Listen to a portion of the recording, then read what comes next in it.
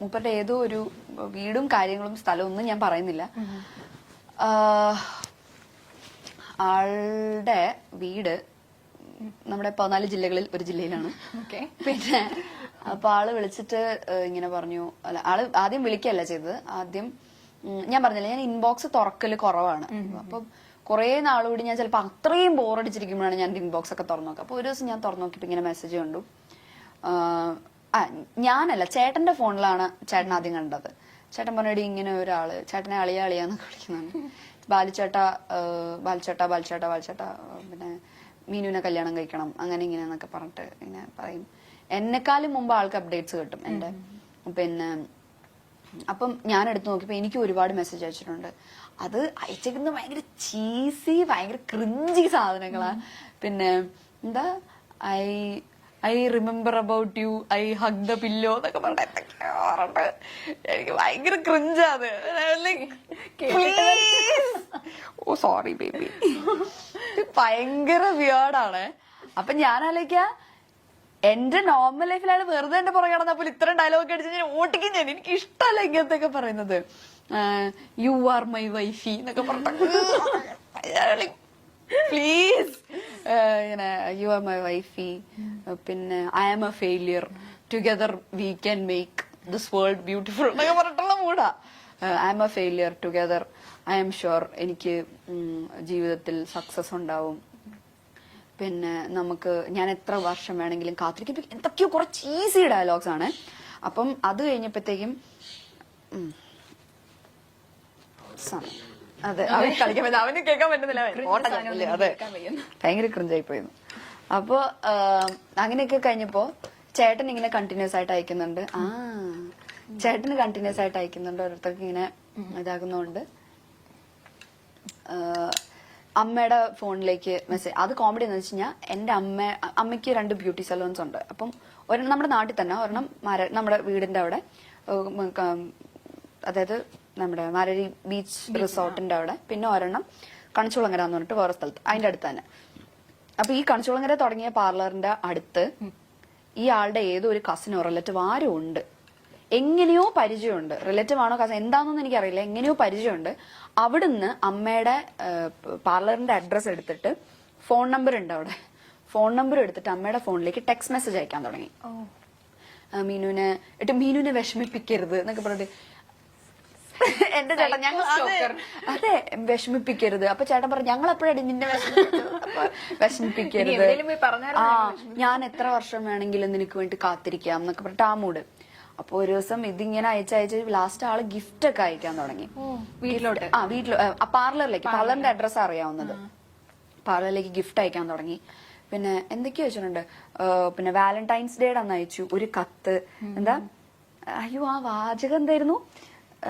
കവിത വരുന്നില്ല, ഇഷ്ടമാണ് എന്നെന്നും, സ്വന്തം പേര്, അങ്ങനെ വെച്ചിട്ടുണ്ട്. അങ്ങനെ അത്രയും ക്രിഞ്ചാണ്. അപ്പൊ ഞാൻ വീട്ടിൽ എന്നിട്ടൊരു മയിൽപീലിയുടെ ഇതും സാരല്ല പോട്ടെ ഓ സാരല്ല പോട്ടെ കുഴപ്പമില്ല ഇല്ല കുഴപ്പമില്ല. അതെ ചാടിയതാ. സാരല്ല പോട്ടെ. ഇല്ലില്ല ഞാൻ ഇറക്കാൻ നോക്കിയ വഴി അതാ ചാടിയതാ. സാരല്ല പോട്ടെ. ഓ ചാടിയില്ല, ഞങ്ങൾ ചാടിയില്ല, ഞങ്ങള് കുഴപ്പമില്ല പേടിച്ചു പോയി. പക്ഷെ നല്ല സാരല്ല. പേടിച്ചുപോയി. ഇല്ല അതെ അവൻ എത്ര ഉണ്ടെന്ന് കുറച്ച് ചാടിയതാ. ഇല്ല കുഴപ്പമൊന്നും പറ്റില്ല. എന്താ കരഞ്ഞാനെ? ഇതൊന്നും ഞങ്ങക്ക് പുത്തിരിയല്ല. ഇല്ല കുഴപ്പമില്ല, സാരല്ല. ഇവനായോണ്ട് ഇറക്കി വല്ലവരെ ഇപ്പൊ കടിച്ചു കയറി കൊന്നേനെ. എന്നിട്ട് ഇങ്ങനെ കൊറേ ഇങ്ങനെ ലെറ്റർ ഒക്കെ തന്നു. പിന്നെ മയിൽപീടിയുടെ ഒരു കീ ചെയിൻ, പിന്നെ ഒരു കമ്മല്, ഇതൊക്കെ തന്നു. ഞാനതൊക്കെ അവിടെ അടുത്ത് വെച്ചിട്ടുണ്ട്. പിന്നെ അത് കഴിഞ്ഞപ്പോഴത്തേക്കും തിരിച്ചയച്ചു കൊടുക്കാൻ ഈ മൂപ്പറുടെ അഡ്രസ് എനിക്ക് അറിയത്തില്ല. ഈ ഇങ്ങോട്ട് അയക്കുന്നതിൽ ആളുടെ ഫ്രം അഡ്രസ് ഇല്ല. അങ്ങനെ അയക്കാൻ പറ്റുമോ? കൊറിയറാ. ഫ്രം വെക്കാതെ അയക്കാൻ പറ്റുമോ? കൊറിയർ അയക്കാമല്ലോ. ഇതെന്തിന്റെ പ്രൊഫഷണൽ കൊറിയേഴ്സ് എന്തോ അങ്ങനെ എന്തോ ആണ്. അപ്പൊ അമ്മ എന്നോട് ആദ്യത്തെ ഗിഫ്റ്റ് അയക്കുന്ന സമയത്ത് എന്റെ അടുത്ത് ഇങ്ങനെ പറഞ്ഞിട്ടുണ്ടായിരുന്നു പ്രൊഫഷണൽ കൊറിയേഴ്സ് എന്നത്. എനിക്ക് പ്രൊഫഷണൽ കൊറിയേഴ്സ് വഴിയൊന്നും വരില്ല. പ്രൊഫഷണൽ കൊറിയേഴ്സ് DTDC എന്തോ ആണ്, വരില്ല. എനിക്ക് പിന്നെ ആമസോൺ ഫ്ലിപ്കാർട്ടൊക്കെ വരുള്ളൂ. അപ്പൊ അത് പ്രൊഫഷണൽ വഴി വരേണ്ട കാര്യമില്ലല്ലോ. അപ്പൊ അമ്മ ചെന്നപ്പോ പറഞ്ഞു മോളെ ഇത് ഇങ്ങനെയാന്നാണ്. പിന്നെ എനിക്ക് എന്തൊക്കെയോ അയക്കുന്നുണ്ട്. ഫെസ്റ്റിവലിന് സ്പെഷ്യൽ ഓഫർ ഒക്കെ ഉണ്ടാവും. അതെ, അങ്ങനെയൊക്കെ ഉണ്ടാവും. ദീപാവലിക്ക് അല്ലല്ലോ, ദീപാവലിക്കാണോ? ദീപാവലിക്ക് സ്വീറ്റ്സ് അയച്ചിട്ടുണ്ടായിരുന്നു. ഡയറി മിൽക്കിന്റെ എന്തൊക്കെയോ കുറേ സ്വീറ്റ്സ് ഒരു പാക്കറ്റിലാക്കി അയച്ചിട്ടുണ്ടായിരുന്നു. അത് ആമസോൺ വഴി എന്തോ ആയിരുന്നു. അങ്ങനെ എന്തൊക്കെയൊക്കെയോ വഴി ആൾക്ക് അമ്മയുടെ പാർലറിലേക്കാണ് അയക്കുന്നത് സാധനം. അയച്ച് ലാസ്റ്റ് ലെറ്റർ വരുന്നു ഇങ്ങനെ. എന്നുവെച്ചാൽ എന്നെ അറിയാവുന്നവർക്കൊക്കെ മെസ്സേജ് അയക്കാൻ തുടങ്ങി. അപ്പൊ സംഭവം കുറച്ച് എക്സ്ട്രീം ആയി. ലാസ്റ്റ് ഈ കുട്ടിയുടെ അമ്മ എന്റെ അമ്മേനെ വിളിച്ചു. എവിടെ ഇങ്ങനെ വീട് എവിടെയാ, അടുത്ത സൺഡേ ഞങ്ങൾ അങ്ങോട്ട് വന്നോട്ടെ എന്നൊക്കെ ചോദിച്ചിട്ട്. അപ്പൊ അമ്മ പറഞ്ഞു വേണ്ട, മോക്ക് ഇപ്പൊ കല്യാണം നോക്കുന്നുണ്ട്. അപ്പൊ പറഞ്ഞു ഇല്ല, അവക്ക് ഇപ്പൊ താല്പര്യം, ഞങ്ങൾ നോക്കുന്നുമില്ല എന്ന് പറഞ്ഞു. അപ്പൊ അവനെ പറഞ്ഞ അതെന്താ, മോക്ക് വേറെ ആരെങ്കിലും ഇഷ്ടമാണോ? അപ്പൊ അമ്മ പറഞ്ഞു അല്ല, അതുകൊണ്ടല്ല, ഞങ്ങൾക്ക് ഇപ്പൊ താല്പര്യമില്ല. അപ്പം അവര് പറഞ്ഞു അല്ല, മോൻ ഇങ്ങനെ പുറത്ത് പോവാൻ വേണ്ടിയിട്ട് നിൽക്കുകയാണ്. അപ്പം ഇത് പുറകെ നടന്നിട്ട് അവൻ ആ കാര്യങ്ങളൊന്നും കോൺസെൻട്രേറ്റ് ചെയ്യുന്നില്ല. അപ്പൊ അതുകൊണ്ട് ഇനി ഇത് കയ്യിൽ നിന്ന് പോകുന്നു ഞങ്ങൾക്ക് പേടി. കാരണം എനിക്കൊന്ന് കുറെ നാൾ നോക്കിയിട്ടാണെന്ന്. അപ്പം അതുകൊണ്ട് ഇതിലൊരു ശ്രദ്ധ കൊടുക്കത്തില്ലെന്ന് വെച്ചാൽ ഞങ്ങൾ വിചാരിച്ചു പോകുന്നതിന് മുമ്പ് എൻഗേജ്മെന്റ് നടത്തി വെക്കാന്ന് വിചാരിച്ചു. അത് അവരെങ്ങനെ തീരുമാനിച്ചാൽ മതി. ഞാൻ ചോദിച്ചു, ഞാൻ അമ്മയൊന്നും പറഞ്ഞില്ല. അമ്മ പറയാം എന്ത് പറയാനാ ഇവരോടൊക്കെ?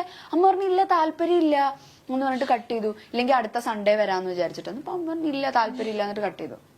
അത് കഴിഞ്ഞ് പിന്നെ ഇങ്ങനെ ഒരുപാട് ഗിഫ്റ്റ് ഞാൻ കാത്തിരിക്കും, ഭയങ്കര സ്റ്റോക്കിങ്, ഞാൻ കാത്തിരിക്കും അങ്ങനെ ഇങ്ങനെ എന്നൊക്കെ പറഞ്ഞപ്പോൾ ഞാൻ അമ്മ ഞാൻ വിളിക്കാം. ഞാൻ വിളിച്ചിട്ട് ഡയറക്റ്റ് പറയാം എനിക്ക് താല്പര്യം. ലാസ്റ്റ് അമ്മയുടെ ഫോണിൽ ടെക്സ്റ്റ് മെസ്സേജ് ആലോ അയക്കുന്നത്. ആ നമ്പറിലേക്ക് ഞാൻ വിളിച്ചിട്ട് ഞാൻ പറഞ്ഞു ഇന്ന ആളല്ലേ. അപ്പം സംസാരം എക്സ്ട്രാ ഡീസൽ സംസാരിക്കുന്നേ ഇല്ല ആള്. ആ ഓക്കെ ഇങ്ങനെ മാത്രമേ പറയുന്നുള്ളൂ. അപ്പം പിന്നെ ഞാൻ വിളിച്ചപ്പോ ഇങ്ങനെ ഞാൻ പറഞ്ഞു ഞാൻ മീനാക്ഷിയാണ്. ഇന്ന ആളല്ലേ ചോദിച്ചു. അതെ. ഞാൻ പറഞ്ഞു ഞാൻ മീനാക്ഷിയാണ്, നിങ്ങളുടെ അമ്മ ഇങ്ങനെ വിളിച്ചിട്ടുണ്ടായിരുന്നു, സംസാരിച്ചിട്ടുണ്ട്, നിങ്ങൾ അയക്കുന്ന ഗിഫ്റ്റ് കിട്ടുന്നുണ്ട്. നിങ്ങൾ ഇപ്പം ആ ആരാധന എന്ന് പറയുന്ന അവിടെ വരെ ഇറ്റ്സ് ഓക്കെ, എനിക്ക് ഹാപ്പിയാണ്, ഞാൻ അതിനെ റെസ്പെക്ട് ചെയ്യുന്നു. പക്ഷെ അതിന്റെ അപ്പുറത്തേക്ക് പോവരുത്. എനിക്കും പേഴ്സണലി നിങ്ങൾ ഗിഫ്റ്റ് ഒക്കെ അയക്കുന്നത് എനിക്കും പേഴ്സണലി ഭയങ്കര ബുദ്ധിമുട്ടുണ്ടാക്കുന്നത്. ഞാൻ അതൊന്നും ഉപയോഗിക്കുന്ന പോലും ഇല്ല, അതൊക്കെ ഇവിടെ വെറുതെ ഇരിക്കുക. വള എന്തൊക്കെയോ അയച്ചു തന്നിട്ടുണ്ട്. അപ്പൊ ഞാൻ പറഞ്ഞു അതൊക്കെ എനിക്ക് ഭയങ്കര ബുദ്ധിമുട്ടുണ്ടാക്കുന്നുണ്ട്.